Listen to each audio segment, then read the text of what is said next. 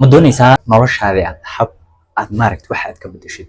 Haddaba sheyga koowaad oo ay in aad iska yareysid loo baahan yahay waxaa waaye 4 usbuuc had soo socota sokor qaadashada yaree. Kow, sokorta haddaad iska yareysid jirkaaga waxaa ku dhacay miisaankaaga in uu hoos u dhaco.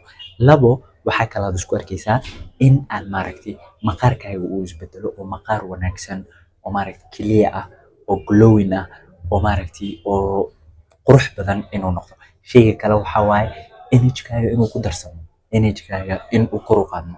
Arrinta kale waxaa waaye dheefshiidka, dhanka dheefshiidka. Dheefshiidkaaga maaragti shaqadiisa way wanaagsananaysaa, way ku darsamaysaa oo shaqo wanaagsan oo improved ayuu qabanayaa oo dhanka cunada shiiditaankeeda in maaragti constipation-kii oo maaragti uu kaa dhamaado sokorta haddaad yareysid oo maaragti digestion-kiina uu wanaagsanaado. Arrinta kale hurdadaada hurdo wanaagsan ayaad helaysaa, hurdo wacan habeenkii maaragti hurdo oo very nice ayaad maaragti aad seexanaysaa.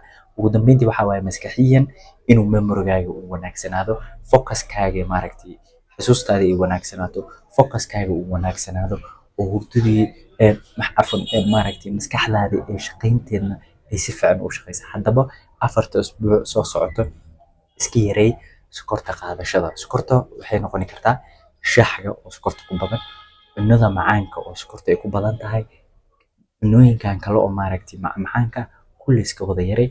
Isbedelka noloshaada mise jirkaaga ku dhacayna nolol soo wadaag insha Allah.